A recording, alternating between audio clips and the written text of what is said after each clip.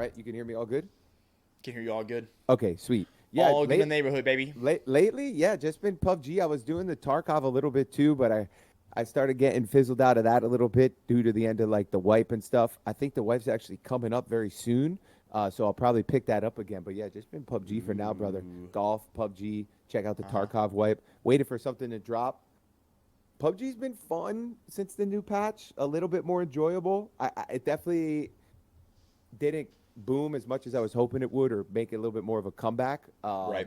Maybe you could speak on that too, because I know you played a little bit as well. But yeah, business as usual when it comes to the games, dude. Just still waiting for something to come out. I saw that marathon game that you tweeted about too. Oh my God. Maybe Yeah. we got something on the horizon like that could be good to look That's- forward to. Yeah, it's definitely out on the horizon though, so it's like a couple years away. Yeah, I Yeah, was thinking the same is thing. that the timeline? Couple years? That's what it sounds like. Sounds like it's probably still like a couple years away. Says like that was just like their hype video, right? Like Okay. they're not gonna have gameplay. They said by the time they come back again, they'll be in alpha. So I mean, they're still. It's like months out, man. If like we're talking a true alpha, it depends on what they mean by alpha, because actually bigger game companies, like alpha to them is probably what an actual beta is to like a smaller company. And once it gets to beta, it's like the game's complete and it's just a marketing thing, right? Right. Yeah, a little So- marketing and maybe just polishing up a couple bugs they missed. Yeah. Dude, is that 100%. hat your merch? Wait, what? Is that hat your merch? Yeah, dude. Dude, that's great. Hey, man. Gotta be That's- cracked.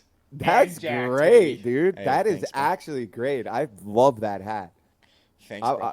I might Got the need shirts I might coming need to soon, grab too. me one of them. All right, when I come I'll out send you one. to the Utah, you know. Oh, You know, dude. give me- Yeah, give me a I'll little- get you hooked up, bro. Give me a little I'll get you care hooked package. up. That's a good Yeah, one. I speaking like of that. I was that, hey. looking at it, it said cracked and jacked, and then I saw your logo in the middle. I said, that's his merch. That's clean. Maybe, That's maybe clean. we should jump into that a little bit. Oh yeah, give Yeah, everybody a little UFC teaser. 291. Yeah, dude, flipping Yeah. Hambino and Viss can be meeting up in Utah for some That's fights, right, baby. baby. That's Oh, gonna be a man. blast, dude. I This cannot is wait. gonna be insane. I cannot wait. The card is awesome. Getting to see you, like meet you and hang out and do Uh-huh. that shit is gonna be a blast as well. Never been to Utah before, so that's an experience. I'm excited, buddy. How is the arena, like the Vivint? I've never. Is that how you say it? It's I mean, it's pretty solid. It's not like massive, but probably bigger than like. It's probably a little bit smaller than T-Mobile. Okay. I looked at. I don't know if you did the Seat Geek. They have like the seat previews, but in our little section, dude, we got a nice little view there to catch all the good action. Right. Dude, it's gonna be a blast. I cannot wait for that Poirier Gaethje. That's one of my favorite fights of all time. Yeah, we It's got. kind of funny that my second UFC event I'm going to, they're also fighting, so that's gonna be a blast. Yeah, we got Poirier, Gaethje. Like that card is insane.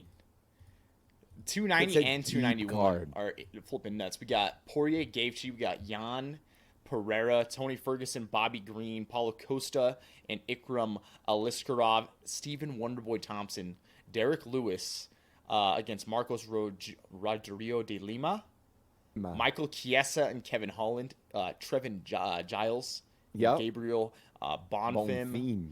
Bonfim. What CJ else? What Vergara, else? he's good. Dude, like the card is if this goes through and all these fights make it to the card, this card is literally just insane. It's back to back with 290 and 291.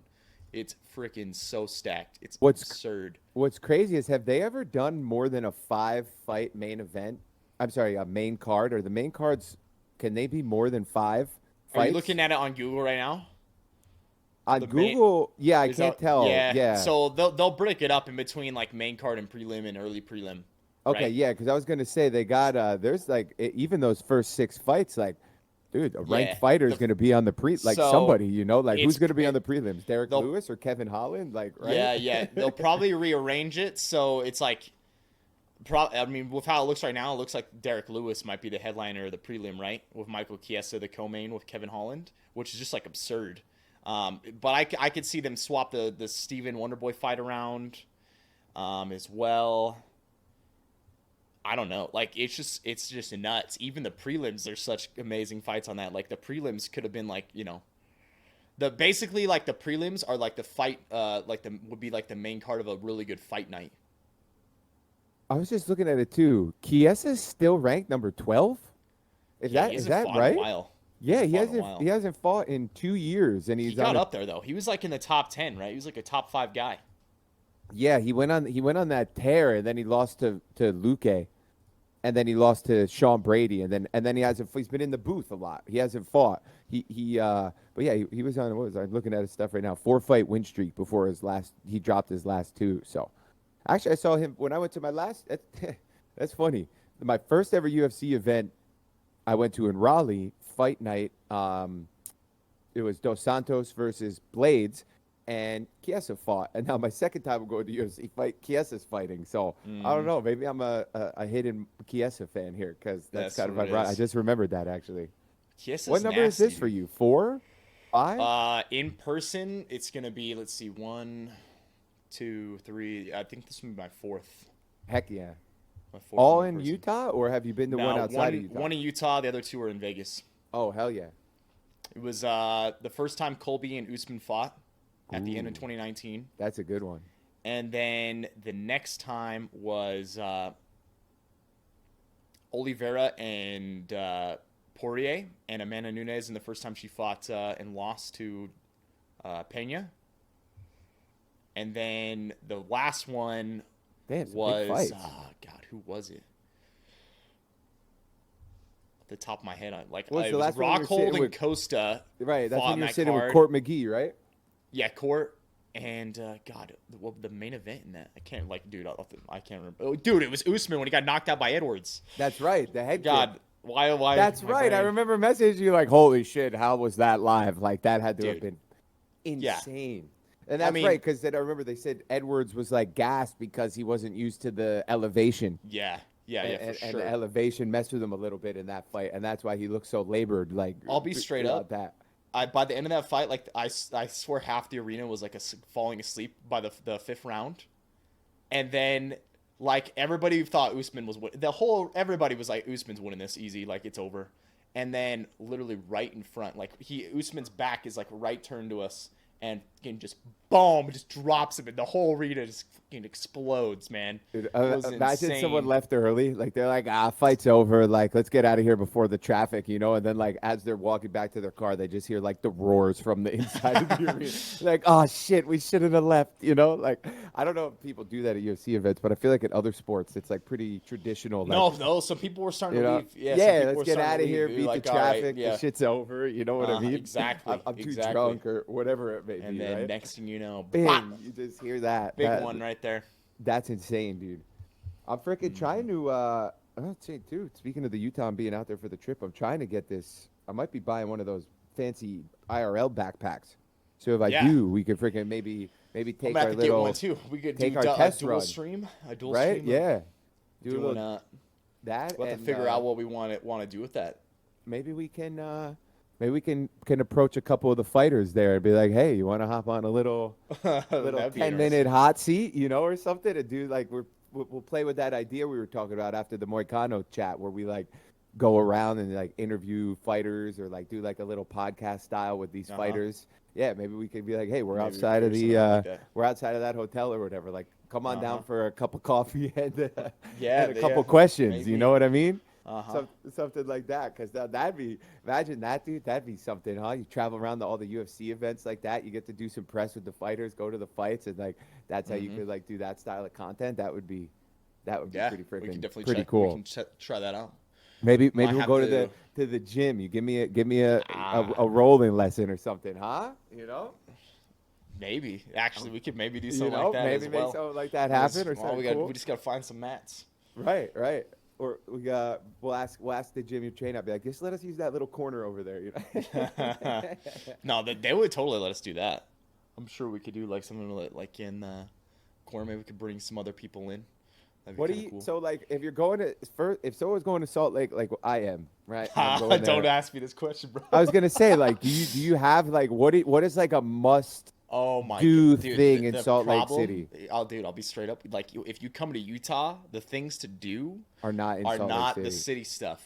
Mm-hmm. No, it's go to the mountains, go and check out this the crazy there's really good hikes. There's really good you can go to some of the reservoirs, right, or the lakes, and the if you want to come to Utah, Utah's great for like outdoors. You know, we're supposed to have like the Right. best snow on earth. People come here from all over the world to go skiing and snowboarding. It's funny. My There's buddy's like any hunting is, you know, insane yeah. here. Anything you want to do like off-roading, that sort of thing. But like when it comes to like within Salt Lake City, I mean, there's some probably like some different places you could try out some.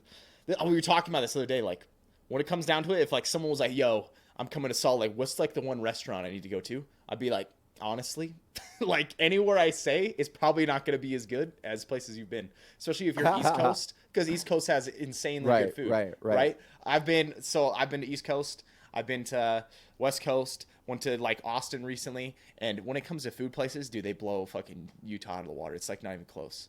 It's not even close. Like I could go to the damn food truck in Texas and get better Mexican food than you can get from the best Mexican Texas restaurant restaurant in Utah. Yeah.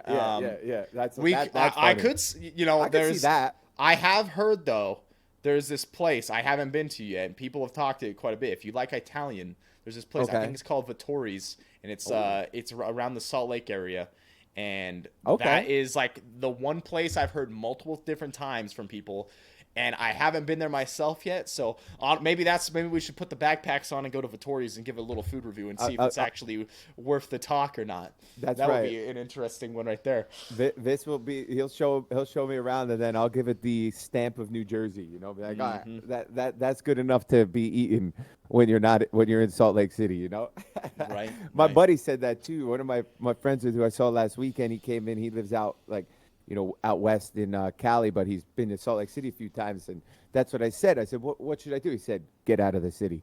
That's the first, like exactly what he said to me. So he said exactly what you said as well. Yeah, no, there's like, when it comes down, there's not, if it was like, they got some like cool, like during like the Halloween season, there's some cool like, you know, places down there you can go to some crazy like spook houses and whatnot. But like, is it easy to drive like out of, like, for instance, let's say like you wanted to drive to Park Slope, like is it hard to drive out of the cities and in and out, or is it pretty straightforward? Not really unless you go like during like a rush hour time. If you go between like a 4 to 6, you'll hit somewhere traffic in there, you're hitting traffic. But even then, I mean, it's not like it's like LA traffic or anything. Sure. It'll take you longer to get there, but it's nothing like insane. Is Temple Square the church in the middle? He said that that's a pretty cool thing to see too. Yeah, you should. I mean, that's something definitely like if you're not from here, like go check that out. Go see that. It's it's pretty extraordinary. Like to go and look gnarly, at. Right? Yeah. For someone that's not here, you can go up by like the Capitol. You can see all like over Salt Lake because the Capitol's like up on the side of the hill. Right. Like, that'd be a kind of cool thing. I'm looking at the maps right now. I was gonna say anything good with the lake, the Great Salt Lake. I mean, well, like. You could go like look at it, but when it comes to the Salt Lake, like it smells fucking terrible because it's all that salt and no way. It smells terrible. It's like full of all these like brine shrimp and whatnot. Like the Hudson River. There's like flies all over it and everything. So if you go down next to it, like during like around the docks or any of that shit, there's fucking spiders everywhere and whatnot because they're I'm telling you, it's not. But it ain't that nice. Maybe like there's some people would go out to like Antelope Island and like check out that during like the go seeing like the sunset out there over like the lake and everything. That looks a little deserty out there kind of vibe. I'm looking at some is. pictures out there. That while you're here, that could be something worth checking out. Okay. Doing I don't know. There's some really cool like canyons and canyon drives as well. I mean, I like doing that. That's a lot of fun. Go out with some of the boys and go and drive through some of the canyons and whatnot. Hell yeah, that sounds like a great time. That sounds like the epitome of Utah. But you know, you do that. I'm looking at it too on the map. Jeez, yeah, it's mountains everywhere. There's like a gazillion peaks that just surround the city. So it's one of those cities when you're in there, you probably see mountains 360, right? I haven't really even seen many pictures of it. Kind of like Nevada style, right? So you lived in Maryland. You guys got much like Maryland. There's not a whole lot of mountains, right? Oh, dude, it's flat as hell. So where I grew up was like in a valley, but the mountains are not like you guys would laugh. Like when I go to Utah and try Italian food, I'll be like, ha, Italian food. And then you'd come to New York and be like, mountains, ha. Like those are mountains. For someone that's never lived in Utah around like the mountain area, like that alone is something going to really be mesmerizing, cool. right? Yeah, it'll blow your freaking mind, dude. Like, it's straight. I tell people I live in Skyrim like especially during the winter. Like you look up the mountains, Yeah. it's insane. King to, of the like, North. we're so used to it because we live here all the time. Right, But for anybody right. else, like you look up at it and you're like, holy shit! People like look at this every single day. Yes. Like these yes. giant freaking massive mountains that are just It's when it comes to that, that's what's nuts. It's probably gonna be like when I was I went to Colorado once, went to the Rockies, and I had that kind of vibe too from Denver, where I was like, oh shit, like this is pretty crazy. But that was a long time ago, so I haven't like where we just were. I was just in the Adirondacks, and that's like 4,000 peak, and I'm pretty sure the stuff around you guys is like 14,000. So even up there in upstate New York, Yeah, I was I like, think dang, these mountains are big. But that was Max in Utah, I'd be like, elevation, holy it shit. gets up there, bro. What is? I is think that? Salt Lake is that at the- like 9,000 feet. I could be wrong. Let me. just Salt Lake is. Yeah. Wow.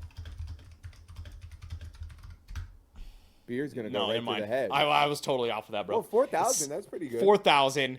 The City, highest peak, 7. my bad, is 9,600.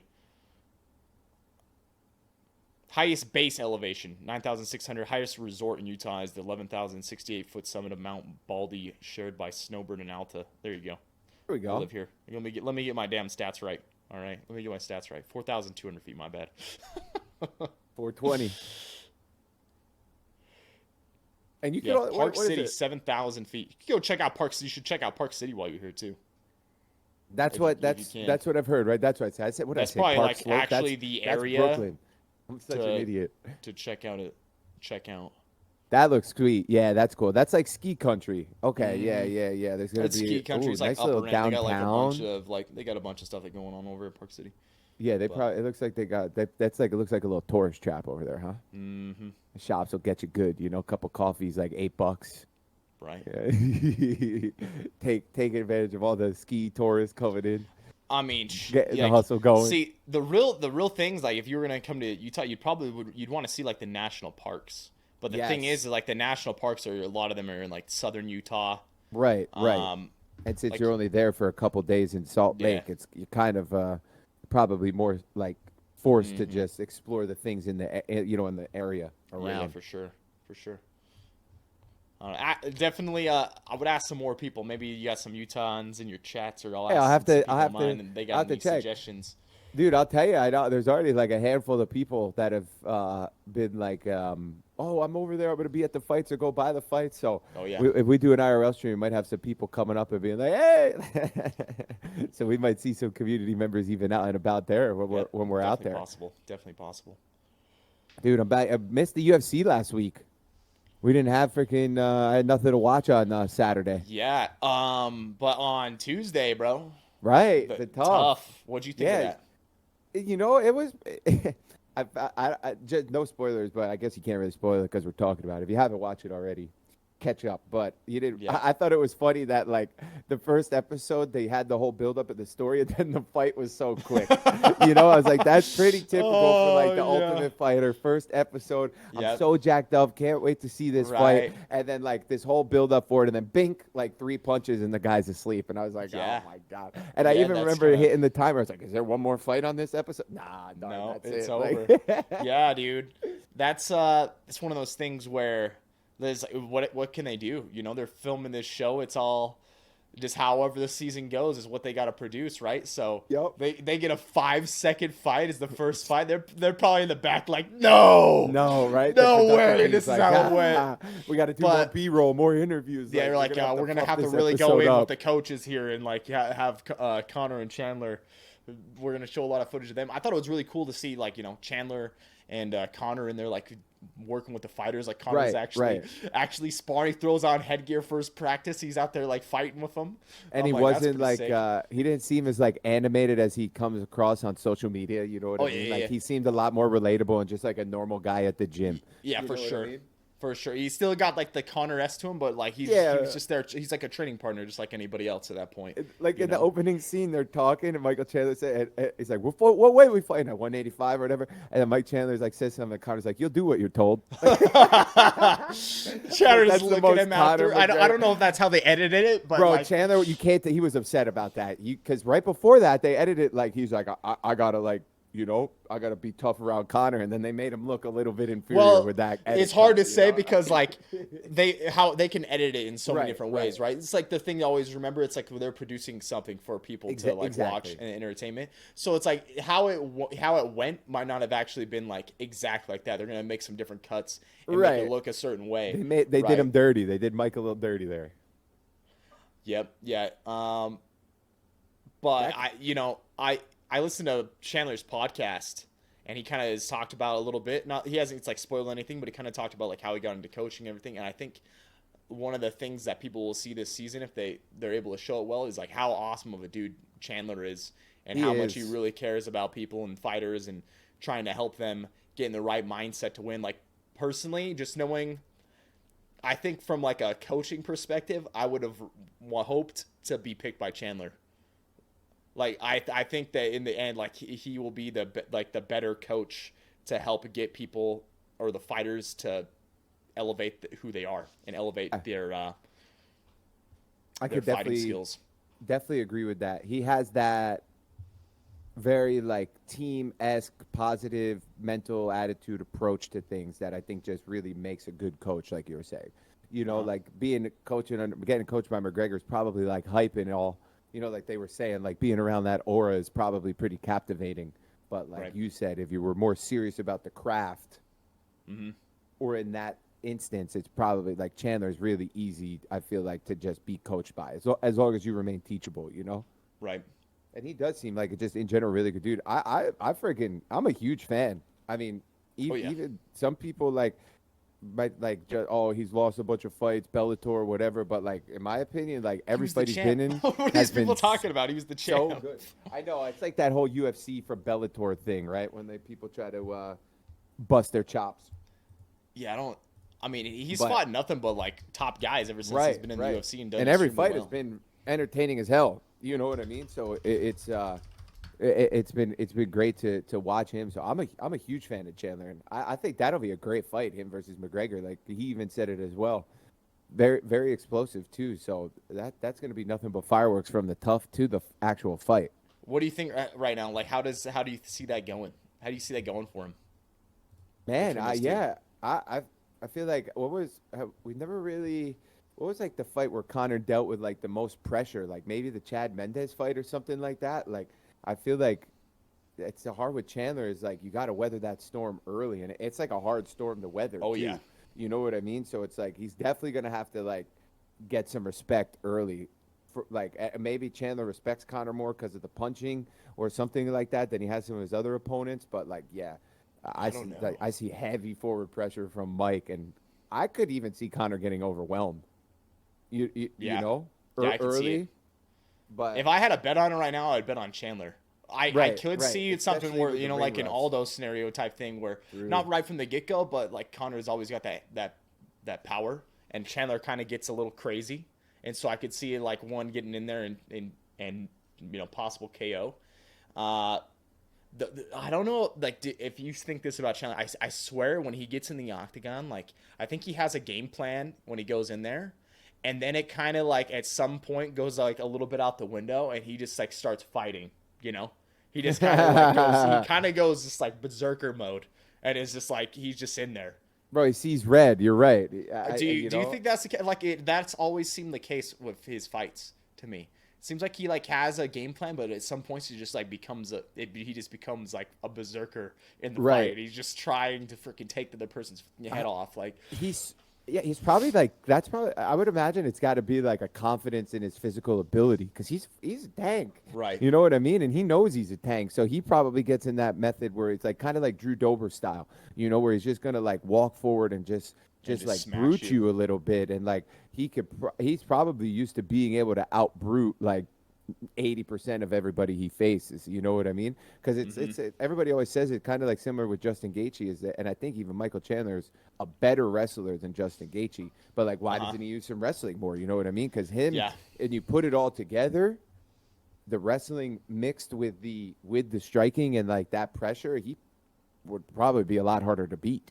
You know what I mean? On top of it as well. But maybe he's got the Moicano approach where he's not there for the bell. He's just trying to make the money. And if he's making an extra $50,000 every fight, right? Like, if he's getting a performance bonus for every fight he's been in or something like that. Maybe Right. maybe he's just there to entertain, because I definitely have, been gained on him as a fan for doing that. Like, who knows? Maybe I wouldn't be such a big of a fan of his if he came in and was like, I'm going to do this approach really safe to try to get like the title. You know what I mean? Right. But Um, yeah, so I'm not sure. These days, I feel like that we've seen a paradigm shift with fighters where kind of like I glossed over with Moicano, where like they're starting to go for the fan base and the money more than the gold. So maybe it's that. yeah, well, if you kind of go that route, I think you get to the gold almost faster. Right. You Like definitely will if be you more quick win, to get a then shot. you're gonna get there quicker. Yes. Uh, Yes.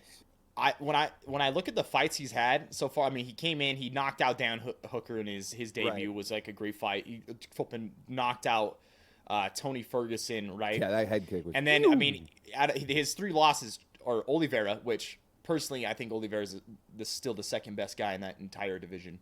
Like if it wasn't for Makachev, Right. you know, I I think yep. Oliveira still has it. And then when it comes to Poirier and Justin Gaethje, I mean, obviously both those guys are like, I mean, aren't they both top 5 guys? Oh, yeah, yeah. Oliveira, Gaethje, and Poirier are all top 5 right now. Yep. The only top 5 was Gaethje Dan and Hooker. Dustin, I think, are like probably like 2 of the hardest opponents possibly for him because they're so durable. Yes. Right? So they're able to weather that initial like His 1 round, storm. 2 round storm. And then if he gasses at that point, they're going to come back and win in the later rounds, which Exactly. is, what basically happened in the Poirier fight. And God, I believe that's what happened in the Gaethje fight. Gaethje fight too. Right as well. Like he starts off really strong. And then, so that's like the big thing is can Conor weather a storm of about like 1-2 rounds if he doesn't knock him out? Because in that 3rd round, then I would say McGregor might end up having the advantage. Then again, though, you think about Conor's cardio. That's kind of always been a talk with Conor. Like his cardio isn't as good as Poirier or Gaethje. No. So, And we haven't seen usually his fights don't usually go that long either. Like, and like we saw that in the Khabib fight where like he looked really good and then he kind of started losing that cardio, whatever it was, round 3 or 4 when he got submitted, you know? And that's kind of like you said, like, yeah, the 5-round fight, the longer it goes, the better for Chandler, because it does seem like Chandler has good cardio, even though he's a little bit on like the more jack side for a lightweight.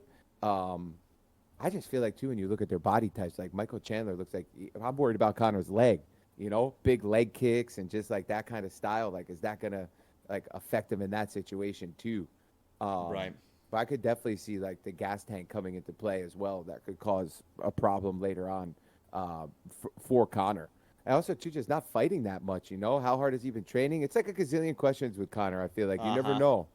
You never know what to expect. Like he looked good against Dustin until he didn't.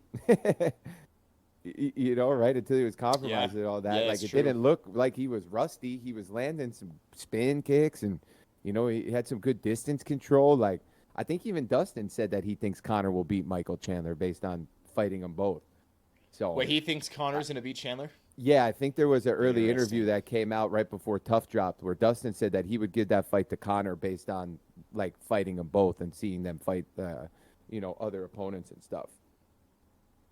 I read something interesting too that I thought to talk about Dustin and Justin is that freaking since they've fought, they have both gone whatever it is, like 4-2 or something like that, or 6-2 in the UFC.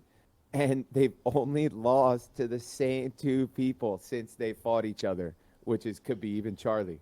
Yeah. Right? I see that. And It they was on both, Twitter? Yeah, What it was that on at? one of those Twitter accounts. That's right. And I'm pretty sure if I read it correctly too, they both lost to Oliveira and Khabib by submission.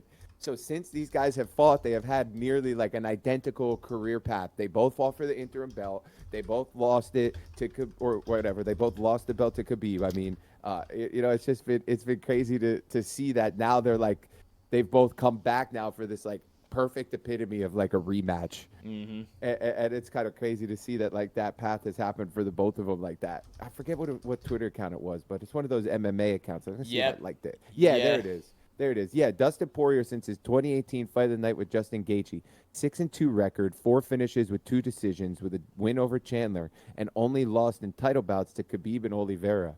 And What account Gaethje, is that? Here, I'll link it to you on Discord so you can pull it Okay. up. Okay. Oh yeah. Also, I just saw your Discord message. No worries. Yeah. I started getting that vibe. We're just chatting and chilling too. We could talk UFC and do whatever. But Right here we go. I did have my little Let's show notes. this So for the people. yeah. Show that for the people. I did yeah. have some notes for them. So I'll save those for the next time in case we don't hear from them today, and then we can. Poirier since his visit that 2018 fight of the year with Justin Gaethje, 6-2 record, 4 finishes, 2 decisions, dub over Chandler. Only L's in title bouts to Khabib and Oliveira, and then Gaethje 6-2 record, 4 finishes, 2 decisions, dub over Chandler. Only L's in title bouts to Khabib and Oliveira.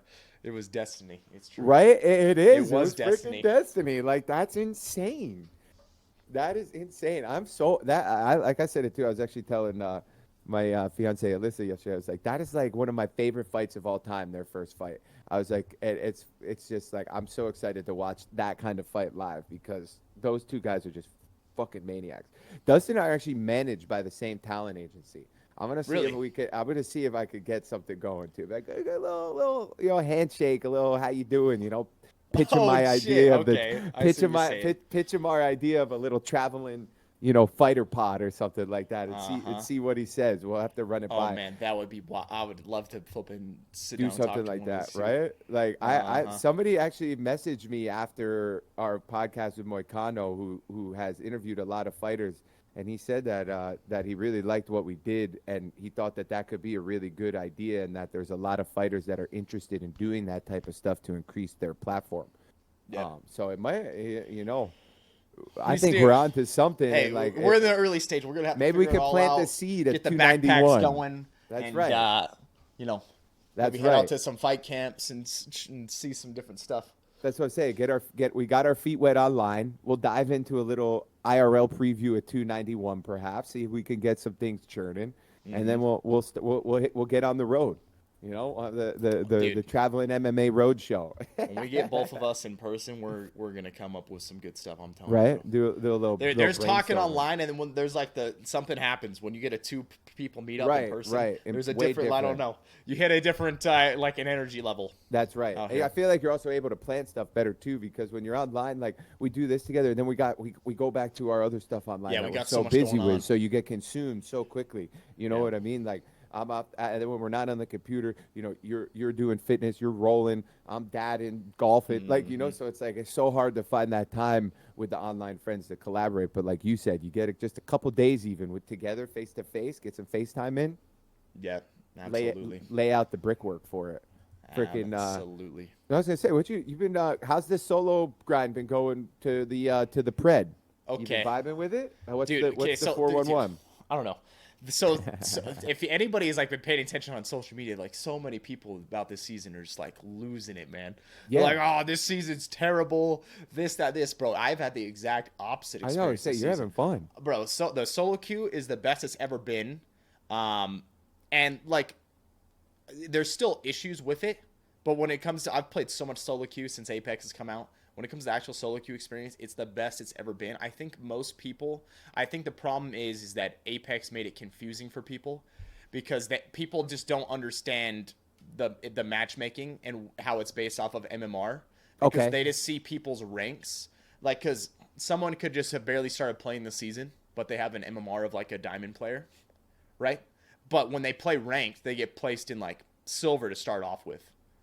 okay. And then, but they have a diamond MMR, so they end up on a team with like a diamond player and like a master player. Right. And then the diamond player and the master player, like, why are we getting a silver on our team? Like, that doesn't make any sense. And then No. people kill them, and then, or like they die, and then they see their spectating teams. They're like, what the hell? There's silvers in here with us. Like, that doesn't make any sense. It's like people don't understand that the MMR is what's matching them. So that person, even though they're silver, they have the skill level of around the same of the people in that lobby. Okay. And on the very high end, though, what happens is there's like those outlier teams that are 3 stacks of preds. Right. And no matter what they do, unless they change how the matchmaking is done with them. Like, they're going to have to make queue times for those guys, like, so long because they're just this outlier team. Like, if you were to imagine a chart in your mind, like, there'd be, like, a steady trend line, right, of, like, people's skill going up, and then that outlier team, instead of, like, being here, they're, like, way up here, right? And there's not going to be nearly enough people around them to put them all in one game unless they make them wait, like, 20 minutes, right? And so they got to be like, all right, boom, there's this one team here. What's the next closest teams? And they're going to have to come down here and grab these guys and put them in this lobby with them, and so that they can have a game. Like, that's the biggest problem on the high end, and people just see that and they focus on that, and they're like, oh, the system's broken. And it's like, it's not the system's broken. It's like you got these teams that's like basically the equivalents of Kobe, Jordan, and LeBron teaming up. And you're never going to be able to find people around the same skill level with them unless you just wait forever and you make them wait in like a 20-minute queue time, right? To play. Chat's bringing it up. That would a good example of that would be like the TSM guys, right? If they were to like 3-stack ranked or something, yes, they'd probably have. You're going to have a heyday no matter what. Okay. And then they're bringing up Realm. What I saw something about that. Was that like a private ranked ladder or something that someone did? I never played, but I know a little bit about what was going on. Basically, what they did is they made it so like it's almost the same system. It was like a solo system only though, and so you got matched with other people around the same MMR at random. And I think it might have even changed from game to game. So and it was based off of your individual performance though. Then right? Okay. So you're on like one team, right, with these two guys for one game, and then the next game it's another. It's like a different squad, and you're based off of your overall performance. So if you had like a ton of kills, and you placed really well on all your different teams, then you had the highest ranking at the end, the highest rating, and for like that week you would be like in the money. Or for the overall season, you gained more points, right? Which I thought was actually a really cool system. That's a great idea. And personally, I think that for ranked, I think after people get past Diamond and they make it into Master and Pred, it should be you can only solo queue, because if they did that, they would be able to balance the teams out better. You wouldn't be able to have these outlier 3-stacks, right? So instead of let's use the TSM Pro team for example, right? Instead of it being Hal, Reps, and Verholst together, you take Hal, you put him on one team. You take Verholst, put him on one team, and you put Reps on one team, right? And then you try to match them with like one Diamond, one Master, so they both get a Diamond and a Master, Diamond and Master, Diamond and Master. And you could then do that with all the Preds. So then it's like every team could have pretty much like a Pred, right? Very high level. A Diamond player and a Master player together. And then those teams then it's going to be based off of more of like how good you perform in a team environment that you don't know. Like the big thing that happens is do that in MOBAs, I think. You can't, at least in MOBAs, I used to play I'm sure other games use that system because that system seems really good. Right. It seems really good because it's like, no matter what you do, if you get 3 players of Preds, which are all in the top 750 players in the world, and you put them on one team, they are never going to have a challenge unless they happen to run into another team doing the exact same thing. Yeah. It is like no matter what you do, the system will never work for that. There's not enough of those people to put against them. So I think the best thing you could do, make it so it's solo queue only. And dude, imagine how good the content would be though, because then it would be like, holy shit, it's like all of our favorite streamers are all having to manage their own team of these you're just random teammates, right, other people's viewers, and you're playing. Dude, I think it would blow up. It'd be such a cool thing to see. Like, it'd be so much more exciting rather than the 3-stack approach shit on everybody in the lobby again. It's like, oh, guys, guess what? They're going into the next game. Guess what's going to happen? Another 20 bomb, another 30 bomb. I'm going to predict for the rest of the day, they're going to win 90% of their games. And they're going to drop a 20 bomb at least in every single fucking one of them. And guess what? I'm going to be right pretty much 100% of the time. So it's like we're watching some shit we already know. We already know what's going to happen. Yeah, there's no storyline. Let's break them all up. Like that. It's like fucking gym class when your PE teacher was like, all right, we got all of the damn football team here. We're not going to let the fucking football team all play against the goddamn kids from just the school and shit on them. So we're going to break them up. All right, all of you guys are going on your own teams now, and we're going to see what happens. And that shit was way more fun. That was so much better than be like, all right, yeah, just all the jocks are gonna shit on all the fucking PE That's kids. right. Like, are you fucking kidding me? Yeah, right. It's like you're playing basketball. And yeah, everybody on one team 6'4", and everybody else is Yeah, like five, it's 5'5". You know, it's like just it's like you might high get one now and again, Yep. but like you're probably Yeah. gonna lose If most if times, they you know? win even one time, it's like the most extraordinary thing ever, bro. Could you imagine? You imagine it like in PE if it was like you're the high school fucking team and then you just lose to the PE kids. Like that the PE kids, that's like you might as well have won the fucking state championship because you should have never won. They're that gonna shit, have a ever. parade for you, the main Yeah, street. yeah, You know? yeah. You're gonna fucking. It should be a parade in the Fucking hallway drummer after boy. that for what you just did and just pulled off. They That's did basically something the like equivalent that when a in, random team beats them in freaking ranked. Way back when in PUBG, you might even remember hearing this name. They did something like that with custom lobbies, and it was called hotdrop.gg. And what that did is you would sign up for Hot Drop, and that would take Yeah, all the comp yeah. players, and then it would literally just take 64 comp players, spin them around in an algorithm, and then dish out 4 random people on all Yep. these different teams. And then you would join this lobby, and you would get to. I still to this day I play with people that I've met in a system Yeah. like that. So that's kind of like a system that you're describing with Apex. If they were to just change that queue, something like that would occur within Apex. And then you'd have Yes. a mishmash of talent, teams, Yes. streamers, not streamers, grinders, you know, and then it would just create like a very interesting, you know, dynamic, like you're saying, that not only would be good for the viewers, but probably also really good for the freaking streamers, because I know at least with PUBG, and I'm sure that these guys that are like doing the 3 stacks in Apex feel that way. You really could just like run around and stomp all day and probably win, and it'd be pretty boring. You know what I Yeah. mean? So adding that plot twist into it, working with, you know, different people of different skill levels while going up against, you know, even people that might be your own teammate, like that's just fun.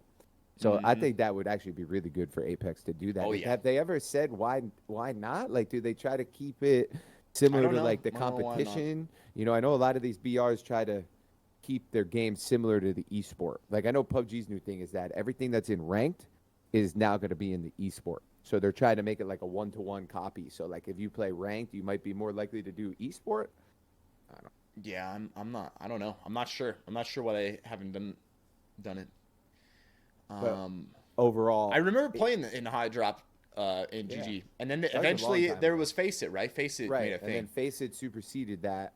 Yeah. And then that kind of fizzled. That, you know, that I think they had some issues in the beginning when it first launched, so people were into it. And then, like, I remember they went to some streamers, and like Chaco and Wacky had like leagues. Like Chaco had like a duo Face It ladder, and Wacky Yeah, had like a yep. solo Face It Yep. ladder. I still think there's a lot of possibility for more integration of other platforms into like BRs, like we've seen with Counter-Strike or something like that. But Right. I feel like at the end of the day, it's hard because you have to have 2 companies that like might not want to work together or have interest in working together to have to work together to like do that. So then See, you yeah, gotta like have Realm was like the everybody do it same on their thing. own. It's some I think it just comes. I think that you have to integrate that into the game just to Yeah. make it easier and more accessible to people. Because when it's some separate thing, like Only the grinders are it seeking seems it like out. it always fails. Like I've Yes. never. The only I think in CS that's worked out, and like even in League I don't think. But that's because because it's so integrated, right? Like you ranked. said, like in Counter Strike, you join Face It, you do everything in the application or the browser. You click OK, and then boom, it opens up your Counter Strike and puts you right in the game. When you used Right. to do it for PUBG, you had to get the server name and copy the password and go to the custom match and join You it gotta wait up for and find everybody your to get in slot. there. Yeah, and like the grinder will do that, but the casual player, like you said, is probably Yeah. I'm They just want gonna to play be the able to normal click a ranked or button and it whatever. works. Exactly. Click So a button and let an automated system do it. it Which hey, seems like I to know. create more of I that. think we're getting grind, closer. right? I mean, the tech's already probably there for that to begin with. I mean, basically it's the same thing that they use for ranked, but I mean, maybe more of these things will be easier to happen as technology gets better and all this, AI talk and everything is going on right now. Yeah, Maybe dude, this AI make stuff's it more getting possible.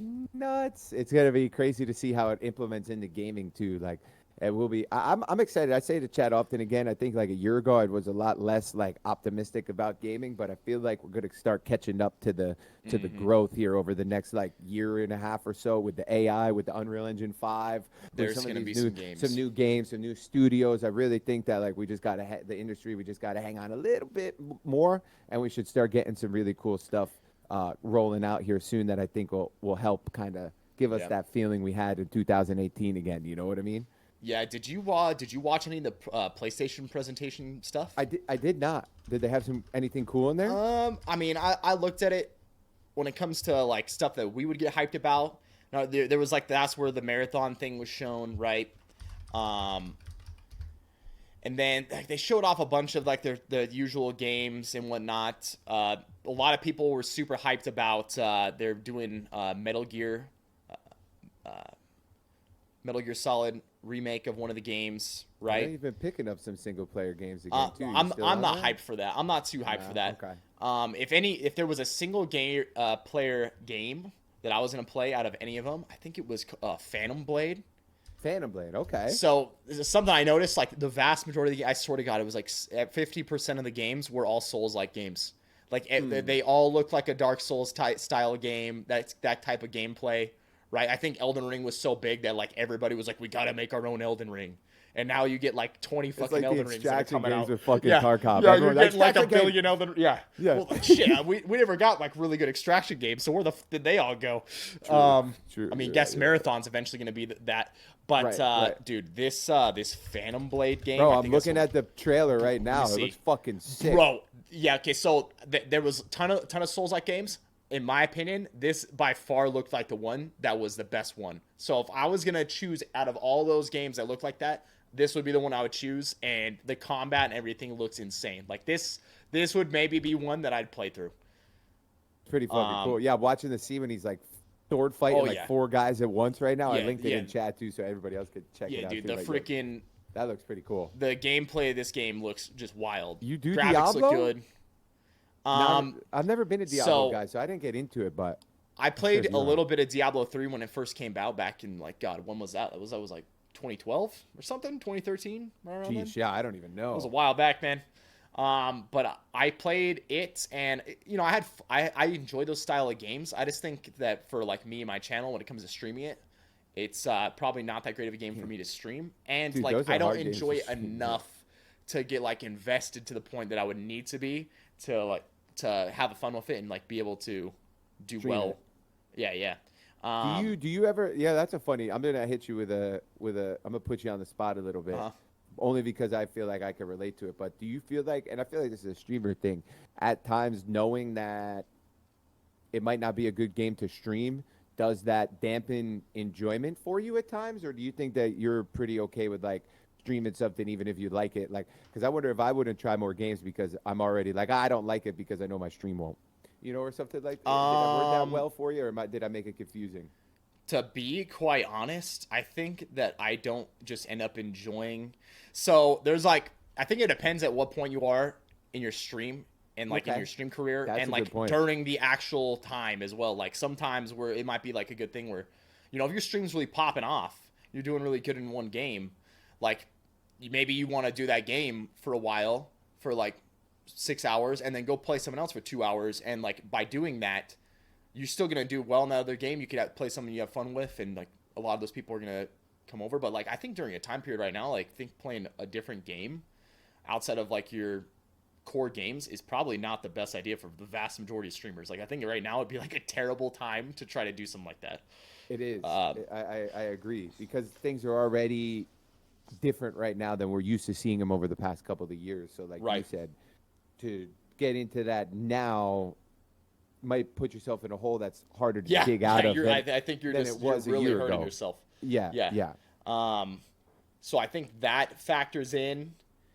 And then the other thing is though, bro, that I've just come to realize over time is I think sometimes you think you want to play some of these other games, and then you play them and you're like, this shit isn't nearly as good as I thought. Like, this isn't like, I'm not enjoying this as much as I thought I would. You're right. You're 100% right with that. That's what happens with me, bro.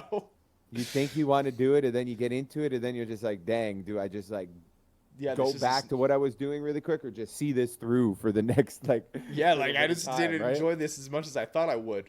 There's a few games where that's not the case. Like there's definitely some games that come out, like whenever the Resident Evils come out, I always love playing those games. Yeah, that hits it for you. The cool thing about those is like they're like usually like the perfect length, where it's like it'll take maybe like a few days, and then it's like you got that taste, something different for a few days. It was a ton of fun. and then you can boom, you can go right back. So I love games like that. Some of these games where back when I was younger, dude, like I played Oblivion, Skyrim, you know, WoW, RuneScape, and you gotta put like every day tens of Dude, hours, so many, yeah. 10 hours Holy plus smokes, into these yup. games. And like when it comes to streaming those, I just don't actually think those games are that fun to stream because it just like it takes so long. It does. We talked about WoW yesterday and streaming WoW, and I said I feel like it's one of those games that you really got to play it to enjoy Yeah, watching. that's gonna be it. like your main game. You gotta Yeah, be like that. This is my type of game. I love playing this and nothing else like that. If I was Like, to watch WoW, I'm just watching for what drop they're gonna get or something. You know, like I Uh-huh. bet you're watching like like the battle. What do they call them? The battlegrounds, right, or whatever it would be. Like the PvP, the arenas would probably be fun to watch too. But Right. yeah, that's what I said. I was like, unless you like are really into WoW, that's a hard game to watch, hard game to stream. You know what I mean? I definitely agree with that. right. Yeah. Well, it's so pretty much on the same thought process there when it comes to those things. Yes, when it comes to certain games and streaming them. Yes. See, I know like a lot of us out there, especially the people that watch us too. You know, I love Apex right now. Still, I think it's the best battle royale we've got. But dude, I know it's been like 4 years. We're all Right, ready right. for something like new, giant, big, Yeah. massive game to come along. Yeah, I think that every game has done its good job of retaining like its unique player base. But I feel like every one of those people in those games is ready for something else to go into. You know, Yeah. because you got you even still got like myself and a ton of other people that are still primarily playing PUBG that a lot of people aren't primarily playing anymore. But it's like, it's not because we don't think other things are good. That's just the preference, and it's like, but we're all chomping at the bit, to go to the next thing. I know Warzone players are doing it. You're saying it with Apex too. So I think, yeah, we just came to that time where it's time for something new and shiny. You know what I mean? You always love Yep. the old toys, right? It's like a classic car. You love watching it, take it out for a spin now and again. But sometimes Yeah. you want that modern. You want that dash, you know brand what I mean? new. Yeah, that Get the smell. Ferrari up and get the Lambo up in it. You want that new, you want that aux cord. You know what I'm saying? I a lot of us we didn't have aux cords at first in cars. You had to have the fucking cassette that you put in your cassette player to listen to your phone. That was Right. the first fancy thing I remember. Oh, these new cars got aux cords. That's fucking sick. You did have an aux cord. You were like, that's how I feel like PUBG. I'm playing. We got no aux cord, but it's still fun to drive, right? But Yeah. looking for some more bells and whistles. You know what I mean? Mm-hmm. All right, well let's couple fight predictions for tomorrow. You got anything? It's another sneaky card. It looks it's a let's little take a bit better than the lookie here. past ones, but there's a couple ones on here. The main event should be great. There's no doubt about that. Kai Kara France and Amir Albazi. Amir Albazi. This Albazi guy's pretty fucking good. So I think it's a big. Kai's. This a is like good the test for him. first time. Well, like we've seen Kara France fight before, and we've seen Albazi fight before, but like, this is the first time that like UFC's like really tried to push him on like a main event, right? Yeah, Like yeah. I both think of I them. think a lot of the time these guys usually fight like if they fought on a main event, it's like on a fight night, and it's like 3 or 4 fights down. Or am I mistaken on that? Is this like the first time they've really been pushed up towards like a main or a co-main? Yeah, this might be the first. It's definitely the first main event for Amir Albazi or co-main. I think. I want to say that Kai Kara's fight against Askar Askarov, or even his last one against Brandon Moreno, wasn't that a title fight? Okay, when he, yeah, when he okay, got yeah, knocked yeah, out that by was Moreno. a title fight. Yeah, okay. So I think he did have Well, a co-main and a main.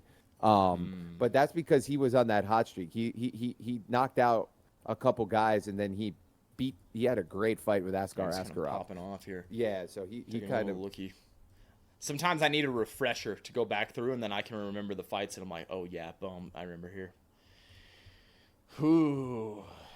I'll be straight up when it comes to Albazi. I think I saw him fight when he fought against Figueiredo, Figueiredo's brother, right? I think I missed it the last time he fought Alessandro Costa. So for me, it's really hard to say because I just haven't seen enough of Albazi. I know Carl France is a freaking savage, though. yeah, he's just got that big punching Yes, power like for from your flyweight. perspective, what do you see here? I think that Albazi is a little bit too technical for Kai. Uh huh. I think that like he's so well rounded.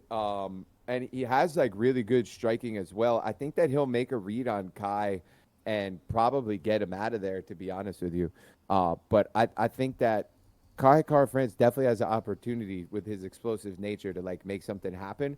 But I think this is one of those fights where like they're taking a power punching athletic person and they're putting him against a very technical fighter in Albazi. So I think it's going to come down to like, is Albazi going to make the read before Kai explodes, or is Kai going to explode before Albazi can make a read, kind of thing.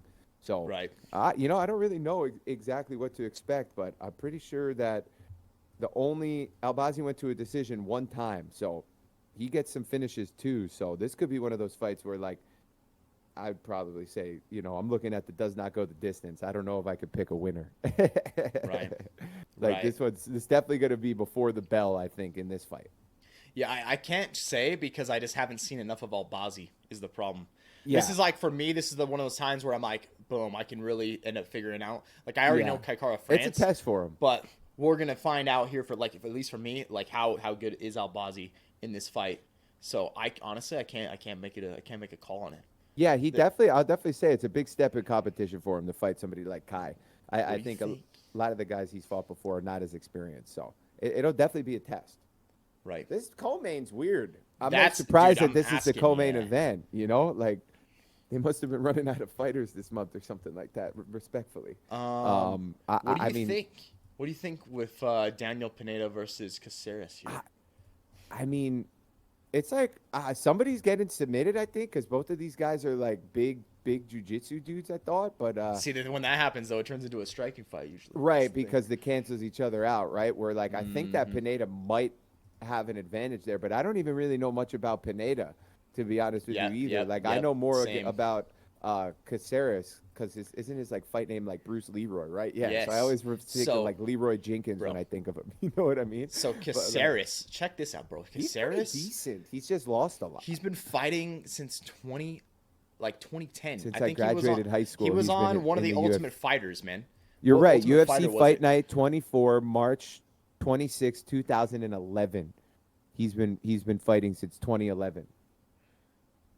I'm trying to see when. I swear he joined the Ultimate Fighter. Yeah, Ultimate Fighter Team GSP versus Team Koscheck. Bro, He's a OG. I can remember that. I remember watching this when I was just a youngin', man. Well, he was born in 1988 as well, which means that around that time he was 2010. only 20, he was like 20 years old or something. Yeah, like that. man. So he Dude, started so young. here's the thing. I remember watching and I remember at first, like, Caceres, he was obviously young. He had a lot of that young energy. But I remember thinking that he was kind of just like a punk a little bit, a little bit of a punk. And, dude, I've got so much respect for him over the years, though, because, look at how long his career's gone. And, like, he seems like such a good dude now, Like, as he's gotten older and older over the years, I have nothing but respect for Caceres, and I'd love to, like, see him continue to do well. And the cool thing about him, bro, he's actually in such a good spot, in my opinion, for his weight class, because, like, usually, I guess it's tough to say, but, like, I would say people in his weight class, 145, probably, like, they can end up fighting up until probably in their late 30s and still do pretty solid. Yep. He's got so much of this experience under his belt now that, dude, I wouldn't doubt if he kind of goes on for the next, like, 3 years, like, a little bit of a tear. I personally think Caceres probably wins this, and he goes on to win some more fights and gets, like, towards, like, the higher rankings, breaks into maybe, like, top 10. I like that read a lot. I was just looking at his last fight. He's a 5-1 in his last 6. He's been kicking ass, bro. And he lost to Sodiq Yusuff, who's great. And Yeah. when you look In a at the decision. in a decision, sketchy like, decision too, yeah. because when you look at the stat line, it was 74 to 71 total strikes in favor of Sodiq, 64 to 66 significant strikes in favor of Caceres, and they each had 1 takedown. So that fight was nearly a freaking draw if you look at it. So he's 5-1 in his last 6, and he's definitely, like, his last 2 opponents or last 3 opponents were definitely probably better than Pineda. So I think I agree with you there. I think Caceres takes that and then just keeps running, like you said. until you know the train stops rolling, or like he cracks some rankings and gets up there, because that's featherweight, right? Yeah, there's some openings in featherweight. I feel like, you know, the top couple featherweights are pretty scary, like Volk, Yair, They got like Topuria, a strong top like 5 guys, right? But then like 5 to 10, you could sneak in there. I feel like right now in featherweight, so I could see him getting in there and making that happen. That's a good one, Viss. I like that read. He is on a tear right now. We got 8-10.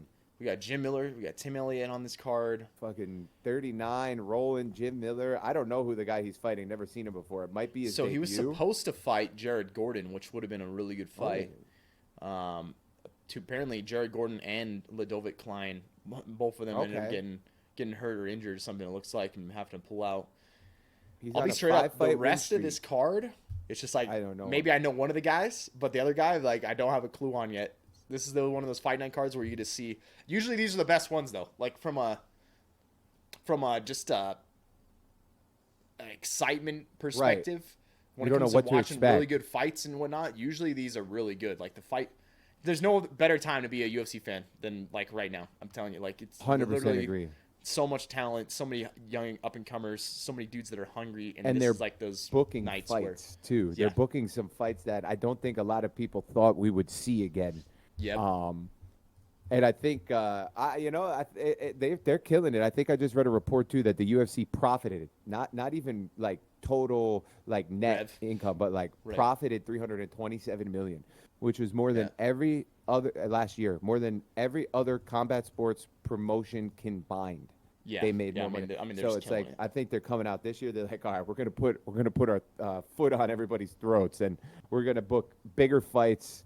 Better, you know, fights. We're back on like the tour of going around to all the different cities and stuff, and it's a great time to be a fan. Like you said, this year should be really great to see how it all plays out. Right. I don't know anybody else really like on this fight. I'm right there with you. Yeah, I think there was Ludovic Klein versus Jim Miller. Yeah, I think Abu Bakar Nurmagomedov fights, but I don't know the guy who's fighting too, like you said. So yeah, we'll learn this weekend. This is where we get to learn about a lot of people. All I want to say is the first fight tomorrow, you got a guy who's 39 years old from Russia who is going to be fighting in his 53rd pro fight. So that's kind of freaking Maxim Grashin. Yeah, 32-9-2. The guy has freaking 53, or what is that? Am I doing my math right? 48 or 50 pro fights or something like that. Jesus. Yeah. That's insane. Man, it'll be interesting to see how that goes too. But yeah, sneaky one.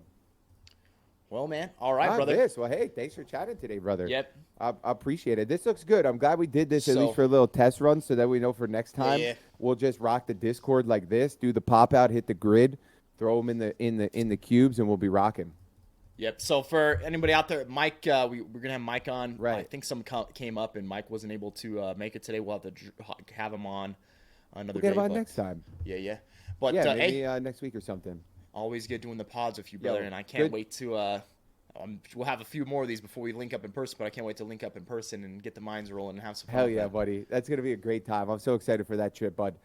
Thanks for hopping on. Sorry we didn't have some more stuff to talk about, guys. We were just free rolling today because, like Viss said, we were expecting a little interview, but we'll get to that soon. And Viss, my brother, as always, thanks, man, and have a great fucking weekend. Hey, you as well, bro. All right, bud. Talk soon. Yep, later. Peace. All right, everybody. Thanks for being here. Thanks for chilling, hanging with me in the pack today. Hey, man, if you're out there, you're new to the channel today, hit the follow button before you go. You can also follow me on the gram, TSM_Viss on the gram, Twitter, TSMViss, TikTok, Viss, YouTube, link in the chat. Hey, man, if you're out there, you know someone else that would enjoy watching the channel that doesn't know about the channel, let them know about the channel, baby. Send them the link, tell them tune in. If you're looking to grab any of the merch, it's on the VissWolfpackShop.com. We got all sorts of stuff on the VissWolfpackShop.com, including the Hydro Jugs to help you stay nice and hydrated this spring and summer season. You need a 70-ounce water jug. Boom. Put it next to your desk. Whether you're working, streaming, whatever it is, take it with you to the gym. It's got a nice carry handle. Keep you hydrated throughout the day, baby. Viss Wolfpack Shop. We also got all the t-shirts, the Way Better tees, all sorts of stuff. We got tank tops up on the shop as well. We got also some coffee mugs. Hey, you picked up some Madrinas. You need a new mug for your Madrinas coffee. You want a Way Better mug, cracked and jacked. Maybe some of our emotes. up in the shop. All sorts of hats. All sorts of attire over there on the shop.